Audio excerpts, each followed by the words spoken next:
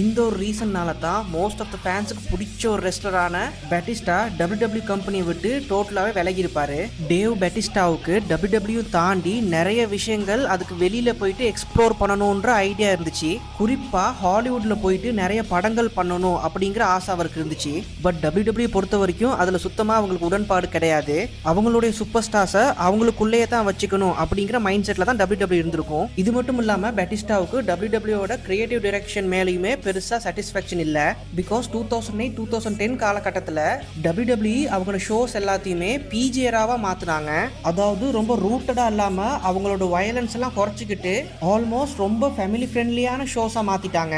இது வந்து பெருசா பெட்டிஸ்டாவுக்கு பிடிச்சிருந்திருக்காது. பிகாஸ் பெட்டிஸ்டாவுக்கு பிடிச்சதெல்லாம் ஏர்லி டேஸ்ல மாதிரி பயங்கர சீரியஸா இன்டென்ஸா ரெஸ்லிங் இருக்கணும் அப்படிங்கிறது தான். ஸோ இந்த மாதிரி நிறைய விஷயங்கள் அவருக்கு ஒர்க் அவுட் ஆகி இருக்காதனால 2010 அஃபீஷியலா WWE விட்டு விலகி இருப்பாரு.